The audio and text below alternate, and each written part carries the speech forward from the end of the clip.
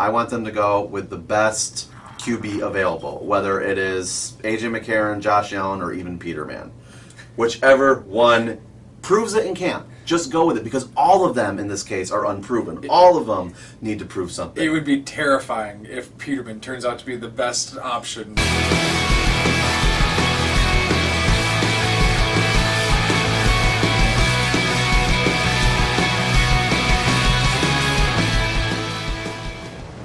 And welcome to yet another Buffalo Bills pregame show. It's the 2018 season kickoff episode. I am so excited for this because it means football is right around the corner. Yep. And we have some huge breaking news. We were held to the very last moment they could, but they've officially announced that Nathan Peterman is going to be the starting quarterback for the Buffalo Bills. Woohoo! Yeah, that's it. How do you throw a question mark at the end of woohoo? I don't know. Yeah. Your thoughts, Jared?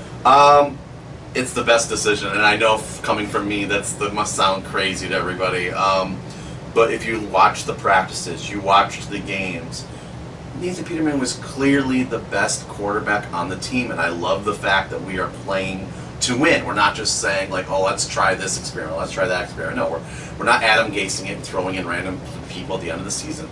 We are playing to win the game, and I love that.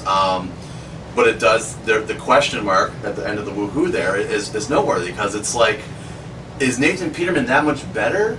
Or are we just that horrible? I mean, and I really hope it's not the latter, and the only way we're going to find out is doing exactly what we're doing. Playing Nathan Peterman, seeing what he has. He has earned it. He's earned it 100%. We'll find out. Yeah, he earned it surrounded by competition that wasn't that great, obviously, this time around.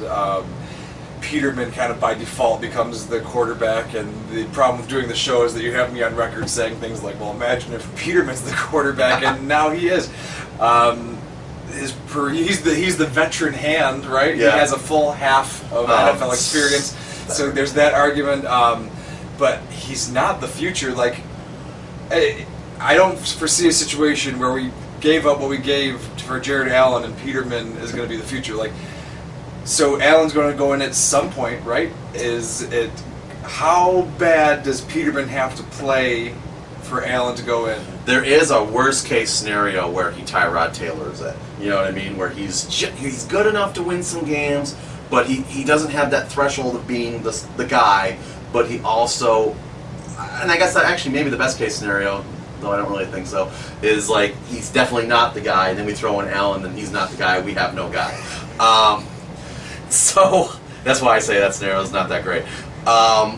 This reminds me so much of the Flutie Johnson era, a little bit, because you have Johnson, aka Allen in this case, who is supposed to be the guy. He has all the talent, the intangibles. He's the guy we invested in. He's the guy you want to see succeed. But then you have Flutie come in, who is just supposed to be this backup, who's not supposed to be anything, and yet Flutie won all these games. He earned it. Now, we don't know what Peterman's going to do, but, I mean, if his play in the preseason is anywhere close to what's going to happen in the regular season, now, everybody calm down, everyone. He reminds you of Brady when he's on his best game. He does, I know, I said calm, but, like, and that's the thing you got to explore. You got to explore it, and then once you realize, nope, he's not Brady, which will happen, then you can move on. Then you can move on. But imagine if we did have it, though, or even a Flutie. Let's just say even a Flutie. And I know you didn't like Flutie that much, but let's say you had somebody who could be the Pro Bowler.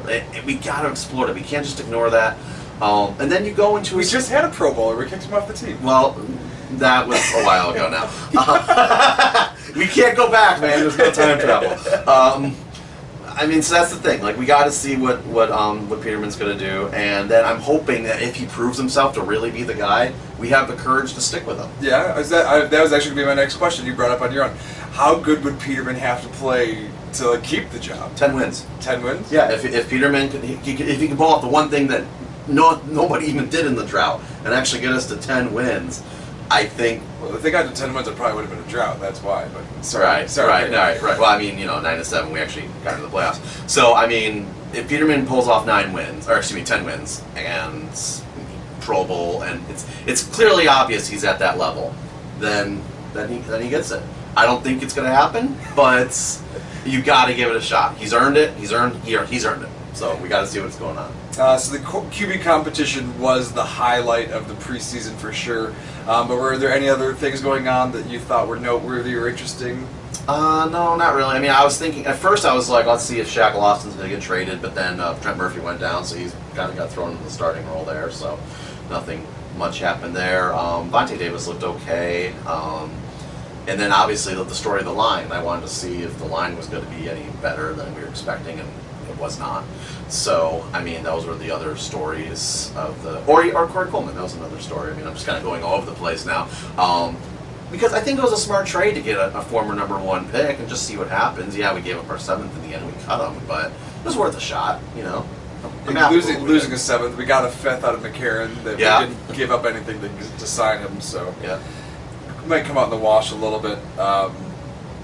But not any significant injuries, and that's important in the preseason. Well, I mean, McCarron did get hurt, but now he's on the team. Yeah.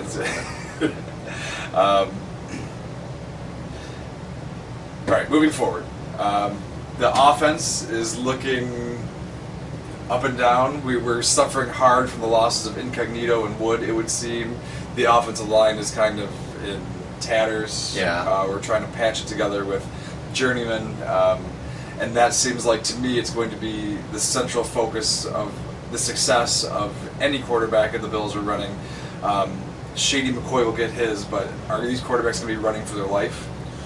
It appears so. I mean, it's funny, and I don't want to talk about the quarterbacks too much more because we already did it, but, like, I mean, if Allen ends up going in, he's just going to be like Rob Johnson getting sacked over and over again.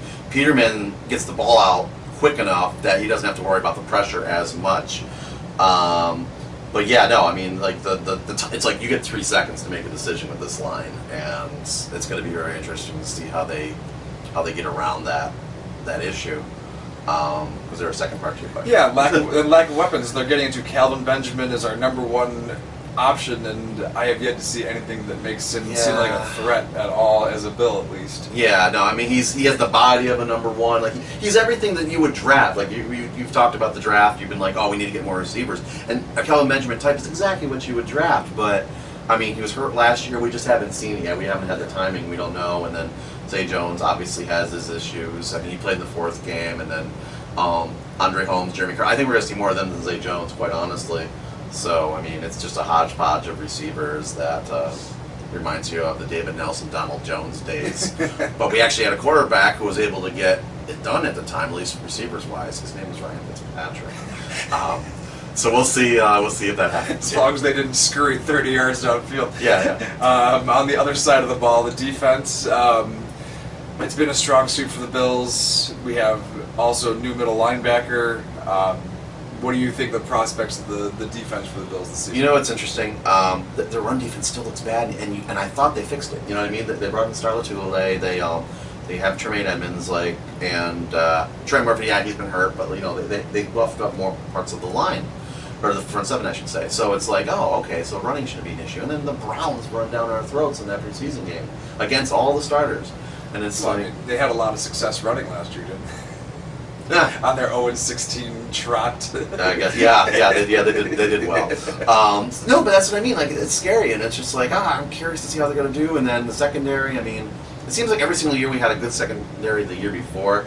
They don't do as good the following year. And there was some, the Cincy game. There was no, and we kept the defense in for a while in the Cincy game, and Andy Dalton was just throwing it on us over and over and over again in celebration of the playoffs, obviously, right? No, I don't know what it was, and it was just like, what's happening here? He's just hitting. It's Dalton. It's not even anybody that great, and it's just like, what's happening? No one here? wanted to make Dalton look bad in Buffalo. That's all.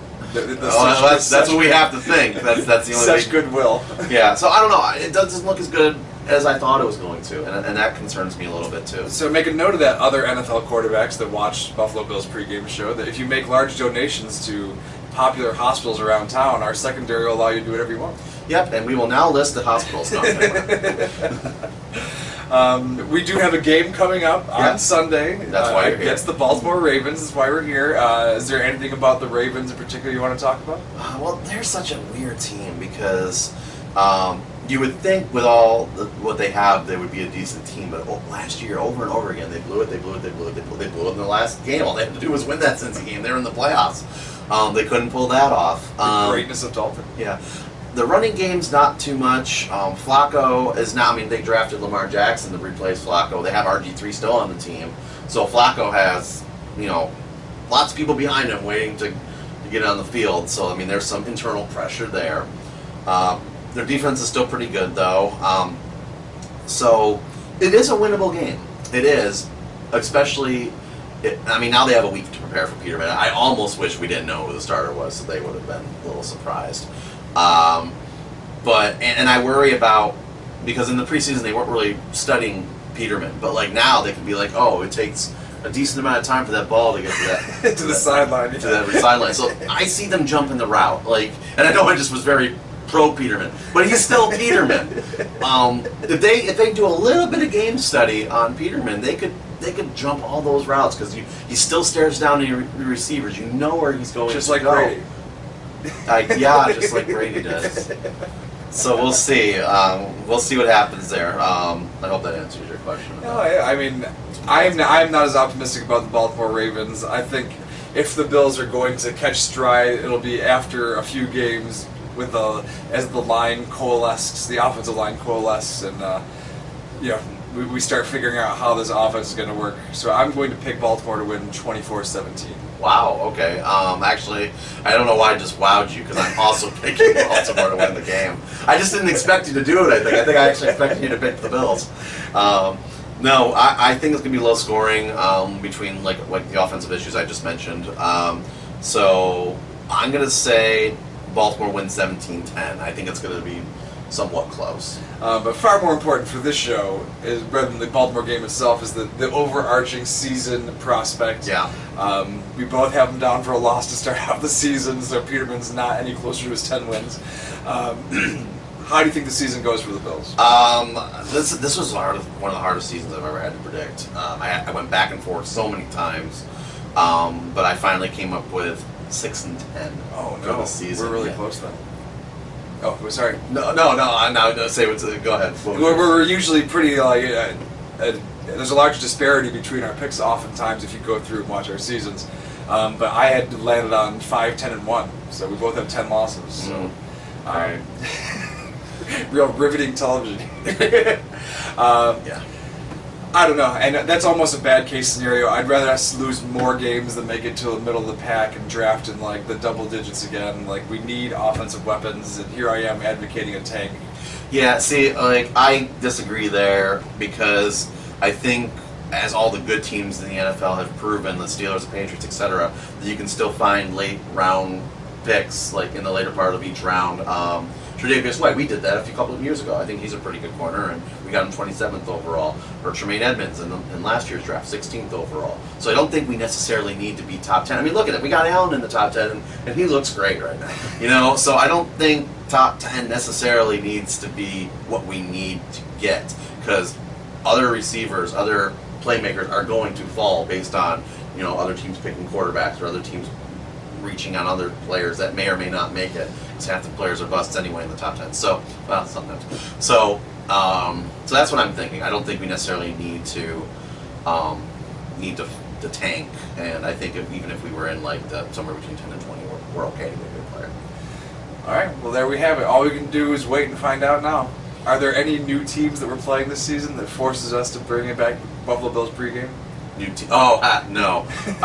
So I think we'll just have to play this one by ear, and if there's something worth talking about in the season, we'll come back. Maybe Allen's first start, maybe we'll come back for that. So we'll see week 2. No, I'm kidding. The first half or second half of week 1. Oh goodness, yeah. Come to the channel. We'll be breaking live stream. All right. Well, until we talk to you again, thank you so much for watching Buffalo Bills Pregame. Peterman throws INTs like no one can. He takes a snap and throws the ball. The other team's hands, it'll fall. Oh no, here comes the Peterman.